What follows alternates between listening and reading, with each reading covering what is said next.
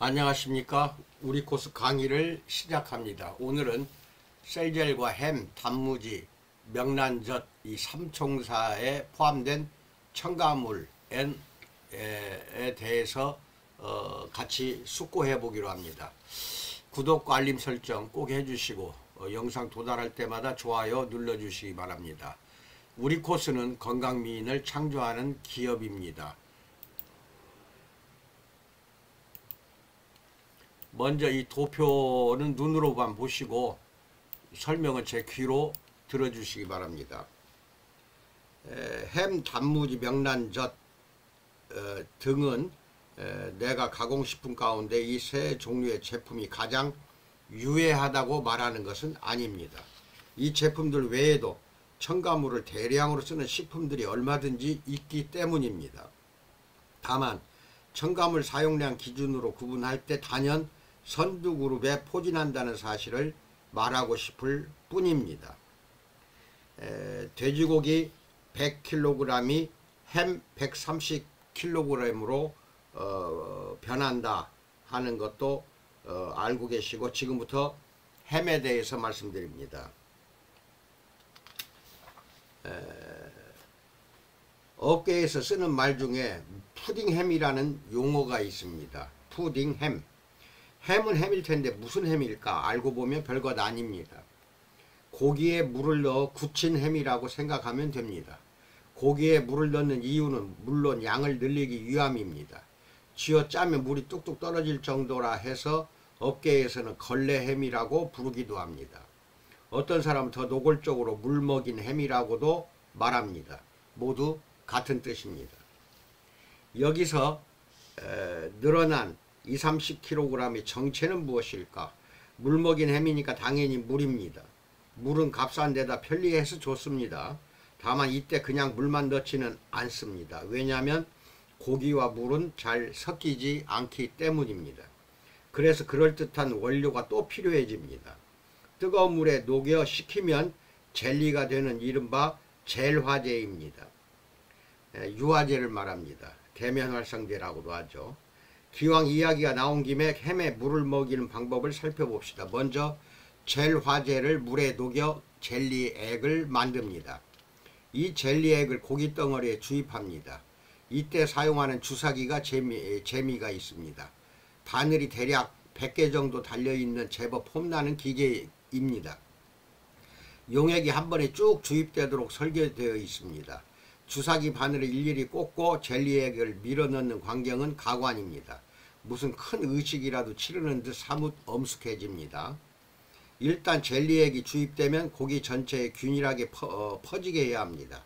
고기를 주무르거나 질겅질겅 밟는데 경우에 따라 강하게 두들기기도 합니다. 퍼져야 되니까. 젤리액이 20-30%나 들어갔기 때문에 이 상태에서 육질을 보면 말랑말랑한 것이 마치 스펀지 같습니다. 다음 단계는 성형과 증숙입니다. 일정 모양으로 만들어 가열하고 냉각시키면 우리 식탁에 오르는 산뜻한 햄이 됩니다. 젤화제의 원료는 대두 아니면 남백입니다. 대두나 남백에는 레시틴 또는 콜레스테롤이 들었습니다. 그게 유화제가 되는 것입니다. 경우에 따라 유단백이나 해조류가 사용되기도 하는데 물에 녹아 굳을 수만 있으면 뭐든지 쓸 수가 있습니다. 때문에 여기서 중요한 것은 첨가물입니다. 엉뚱한 것으로 뻥튀기를 했으니 색을 맞추고 탄력도 주어야 하며 또 맛을 내야 합니다. 용도가 한두 가지가 아닌 만큼 당연히 첨가물 범벅이 될 수밖에 없습니다. 원료가 뭐가 되었든 아무거나 집어넣고 굳힌 고기가 아닌 고기, 가격 경쟁에서 뒤질세라 수단과 방법을 가리지 않는 중량작전, 그런 현장에서는 식품 기술이고 나발이고 그저 그림의 떡일 뿐입니다. 이런 푸딩햄의 인기 비결은 단연 파격적인 가격입니다. 소비자가 기준으로 100g에서 얼마 정도라고 딱 액수를 보면 됩니다. 연말이면 식품 매장에 있어서 산더미처럼 쌓아놓고 파는 것이 다 이런 햄들입니다. 연말이 아니라 하더라도 세일 기간이면 특대 상품으로, 특매 상품으로 어김없이 등장하는 슬라이스 햄도 마찬가지입니다. 뒷면에 이제 기재된 표기 내용이 모든 것을 설명합니다. 원재료명 표기 부분을 봅시다. 원료육은 돼지고기일 텐데 도대체 왜 대두단백, 남백, 또 유단백 같은 물질들이 자리를 들고 있는 것일까요? 여기서 한번 봅시다. 무첨가 햄 했으면 돼지고기만 있어야 되는데 천일염이 들어가고 그 다음에 삼온당이라 해서 이게 설탕이 일종입니다. 들어가고 향신료가 또 들어가서 이것을 무첨가 햄이라고 하고, 여기에 이제 일반 햄입니다. 여기에 이제 돼지고기 또 대두단백, 남백 이런 것이 다 들어가죠. 여기 엄청난 첨가제가 또 들어갑니다. 그래서 이게 첨가제의 문외한이라 하더라도 한 번쯤은 의심해 볼 필요가 있습니다. 이들 단백 소재만 눈에 거슬리는 것이 아닙니다. 꼬리를 물고 늘어져 있는 수많은 첨가물들 역시 한심한 실상을 웅변하고 있습니다. 이게 이제 제법 요새 인기 제품으로 부상한 햄이 하나 있는데 그게 무나트륨 햄이 그것입니다. 즉 소금을 뺐다는 것입니다. 발색제와 화학 조미료를 쓰지 않았다는 것이 자랑이지만 그 두 물질만 뺐을 뿐 다른 첨가물들은 고스란히 다 들어가 있습니다. 뒤에 이제 앞으로 언급할 무색소 명란젓과 조금도 다르지 않습니다. 두 제품 공이 뭐 묻은 게 뭐 나무라는 뭐 묻은 게와 다름없습니다. 여기 한번 봅시다.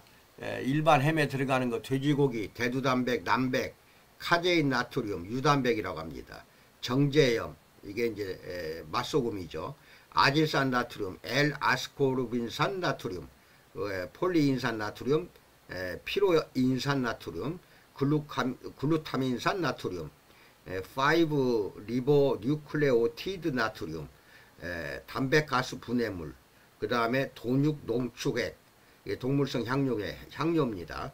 그 다음에 변성 전분, 그 다음에 증점제, 이게 이제 다당류예요. 코치닐 색소가 들어갑니다. 그런데 이것은 전부 다 업소 또 업체마다 약간 다소 다를 수가 있다는 것은 생각하면서 듣기 바랍니다. 도대체 무엇인지 하나도 모르겠습니다. 다만 끝에 나트륨이 붙는다고 하는 것은 일종의 소금 성분이 들어갔다 이런 뜻으로 생각해도 되겠네요.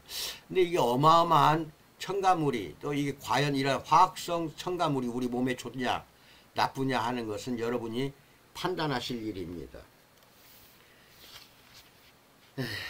참 어마어마해요. 우리가 먹는 거 그냥 무턱대고 지금까지 먹었으나 이런 것들이 들어가서 소화돼서 흡수돼 가지고 그냥 대소변으로 나가버리면 괜찮은데 만약 체내에서 이것이 나가지 않고 화학 변화를 일으켜서 다른 정상적인 세포를 공격한다면은 그게 이제 발암물질이 될 수가 있다는 것입니다. 이게 참 무서운 것입니다. 그 다음에 이제 여기까지 이런 이야기 하시고, 그 다음에 단무지를 가지고 이제 절임식품인데 말씀을 좀 드리기로 합니다. 절임식품인데 말 그대로 소금에 절여서 가공하는 식품, 대체로 전통식품들이 많습니다. 그런데 이 전통식품도 첨가물의 공략에는 속수무책입니다. 이게 이제 구설수에 오르기 시작한 건 20-30년 전인데 염분 과잉 섭취의 주범으로 지목되기 시작한 시점입니다. 그 후 절임식품 산업에 큰 변화와 바람이 불어왔습니다. 그때까지만 해도 절임식품에 들어가는 것이라고는 소금에다가 울금, 차조기 정도가 고작이었습니다. 울금과 차조기는 천연 향신료입니다. 그런데 이것이 어느 날 갑자기 첨가물 범벅으로 변해버렸습니다. 이른바 짜지 않은 절임식품이 등장하면서 빚어지는 현상이었습니다. 참 이게 문제죠. 이게 이제 가장 먼저 손을 대본 것이 매실절임인데, 매실절임에는 일반적으로 매실 중량의 10 내지 15%가량 식염을 넣습니다. 식염은 칼칼한 맛을 내주는 데다 곰팡이 발생을 억제하고 변색을 방지합니다. 또 식감을 이상적으로 유지해주는 역할까지 수행합니다. 따라서 매실절임을 짜지 않게 만들기 위해서는 이런 식염의 눈부신 역할을 대신할 방법을 찾는 것이 절대 필요해집니다. 이 난제를 어떻게 해결했을까? 첨가물에 맡기면 해결 안 되는 일이 없습니다. 맛은 화학 조미료에게, 곰팡이 억제는 소르빈산에게, 변색 방지는 산화방지제에게 산화방지제가 이제 방부제입니다. 새콤한 향취는 3미료에게 각각 나누어서 맡겼습니다. 결과는 대성공입니다. 그런데 염분을 줄였음에도 여전히 짜다는 느낌을 지울 수가 없었습니다. 그래서 등장한 첨가물이 사카린, 스테비아, 감초와 같은 감미료였습니다. 이 첨가물들을 추가하자 비로소 단맛, 짠맛이 크게 줄어든 것으로 느껴졌습니다. 결국 혀가 착각하게 만드는 것 뿐입니다. 이렇게 완성된 저염 매실절임 기술은 즉각 다른 절임식품에도 적용되었습니다. 두 번째가 단무지입니다. 마찬가지 방법으로 신개념 단무지가 선을 보이기 시작했습니다. 이 새로운 기술은 다른 절임식품에도 속속 응용되었고 저염 절임식품이라는 새로운 장르를 형성하며 대박을 터뜨리기에 이르렀습니다. 지금은 저염 전혀 절임식품이 당연한 듯 받아들여지지만 당시에는 획기적인 방식의 산물이었습니다. 이 신개념 단무지가 인기를 모은 데는 또 다른 이유가 있었습니다. 아삭아삭 바스러지듯 씹히는 경쾌한 식감, 그것은 전통 단무지가 도저히 도달할 수 없는 강점이었습니다.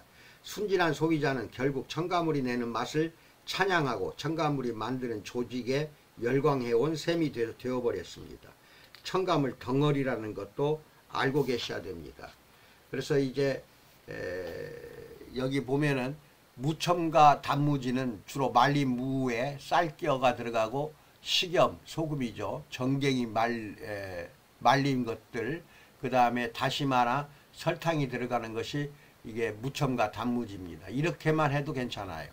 그런데 이제 짜다 어쩌다 하니까 이제 이것을 막기 위해서 말하자면은 시중에 일반 단무지는 이제 일반 무가 들어가고 식염, 그 다음에 밀기울이 들어가고 글루타민산 나트륨, 글리신, 젖산, 폴리인산 나트륨, 이산화당, 사카린 나트륨, 감초, 스테비아, 구화검, 명반도 들어가고 소르빈산 칼륨, 식용색소 황색 4호, 황색 5호, 적색 3호가 들어갑니다. 물론 이거는 업체에 따라 다소 다를 수가 있지만 비슷합니다. 이런 비슷한 첨가물이 이렇게 단무지 하나에 어마어마한 화학 물질들이 들어간다는 것을 생각한다면은 우리가 이것을 왜 먹는가를 한번 되짚어 봐야 됩니다.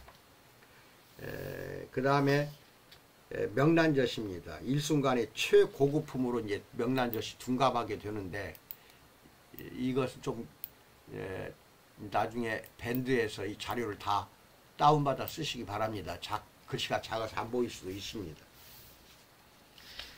명란젓은 소금과 쌀 발효주에 절인 명태알을 원료로 만듭니다. 명태알은 단단하고 색이 좋은 제품을 고급품으로 꼽습니다. 그렇다면 시중의 명란젓은 모두 고급품일까요? 진물이 질질 흐르는 데다 물컹거리는 저급 명란젓.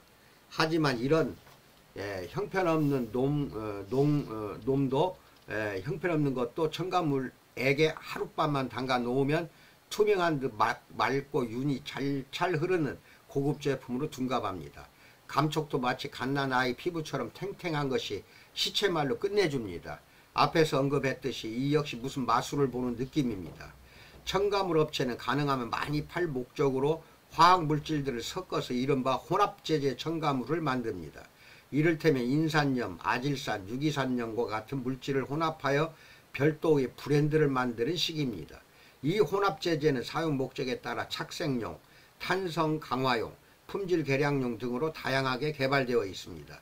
식품업체는 원하는 용도에 맞게 이들 혼합품을 사다 쓰기만 하면 됩니다. 자신들이 쓰는 혼합제제가 무슨 물질로 구성되었는지 모르는 경우는 말할 필요 없습니다. 참고로 이번 앞에 있는 표에 명란젓을 예를 들어 사용 원료를 비교해 봅니다. 물론 모든 업체가 똑같은 것은 아니지만 일반적인 원료 리스트는 이렇습니다. 얼마나 많은 첨가물들이 사용되는지 알면 놀랄 것입니다. 여기 보면 왼쪽에는 무첨가 명란젓입니다. 명태알, 천연염, 그 다음에 순쌀미림, 쌀 발효주에 이게 이제 명란젓 원료인데, 그 다음에 발효간장, 다시마즙, 가다랭이즙, 물엿, 고춧가루, 이것도 이제 명란젓의 원료입니다. 이것이 들어가는데, 시중에 있는 일반 명란젓 오른쪽 표에 나오는 것들 읽어 드릴게요. 명태알, 정제염, 미림맛 조미료, 합성 착색료, 폴리인산 나트륨, 메타인산 나트륨, 아스코르빈산 나트륨, 니코틴산 아미드, 아질산 나트륨, 에리소르빈산 나트륨, 솔비트, 미세가공 분말, 사과산 나트륨, 명반, 젖산 칼륨, 구연산 나트륨, 초산 나트륨, 글루코노 델타락톤, 글루타민산 나트륨, 여기까지는 명태 아래 원료고, 그 다음에 밑에 있는 것은 이제 지금부터는 글리신, 5리보뉴클레오티드 나트륨, 담백가수 분해물, 아미노산액, 글리틴, 스테비오사이드, 소르비톨, 감초, 고춧가루. 이것은 명란 저세 원료입니다. 업체에 따라 다소 다를 수가 있지만 비슷한 상황을 보고 있습니다. 우리가 흔히 알면은 천연 명란젓을 만들어서 차라리 명란젓이 나올 때마다 소금 뿌리고 그 위에 또 명란젓을 얹고 그 위에 또 뿌리고 그 위에 또 명란젓 또 명란 또 그 위에 뿌리고 명란 그 위에 뿌리고 이렇게 해서 저장해 놨다 나중에 삭힌 다음에 먹는 거, 이게 이제 천연 명란젓인데 그렇게 하면은 맛도 식감도 색깔도 나타나질 않아요. 그러니까 이렇게 이상스러운 첨가물들이 엄청나게 많이 들어갑니다. 그러면 이것이 이제 안 먹을 수는 없고, 이왕 먹었다고 합시다. 그러면 우리 몸속에 이것이 체내에 제거가 되질 않는 경우가 대부분입니다. 또 제거뿐만 아니라 체내에 들어가는 순간 이 화학성 첨가물들은 다른 여러 가지의 체내에 있는 체액과 섞어져서 다른 물질로 변성이 올 수가 있고, 변화가 오는 즉시 정상적인 세포를 공격을 해서 기형세포를 만들고, 기형세포가 모여서 나중에는 이제 암세포가 되는 것입니다. 이런 무서운 것들을 우리는 보란듯이 그냥 의식도 하지 않고 먹고 있어요. 그래서 우리 몸 안에 혈액이나 체액이 이제 아주 더러워집니다. 오타카가 되고 더러워진 것들을 빼내야 되는데 이게 빼내는 게 자연적으로 나오질 않아요. 그것을 땀과 함께 빼내는 게 셀젤로 전신 한증하는 것입니다. 주 2, 3회는 건강한 사람도 셀젤로 한증하라 누차 말하지만 반드시 필요합니다. 그래서 땀 속으로 다 빼내는 게 셀젤이에요. 그래서 깨끗한 혈액과 체액과 내 몸의 기관과 조직과 세포가 정상적으로 되돌려 놓아야 됩니다. 어차피 현대사회에서 먹는 식품들, 이거는 천연식품이 거의 없습니다. 안 먹을 수는 없지 않습니까? 그걸 먹고 나서 건강을 위해서 셀젤로 여러분의 몸을 되돌려 놓아야 돼요. 원복이라고 합니다. 원상복귀 해내는 것은 셀젤밖에 없습니다. 그래서 손님들에게 이것을 알려주고 주 2, 3회 항상 한증하는 습관을 길들이도록 그렇게 우리 지사장님, 우리 업체 사장님 상담 잘 하셔서 업소에 도움이 되기를 간절히 축원드립니다. 코로나 조심하세요. 감사합니다.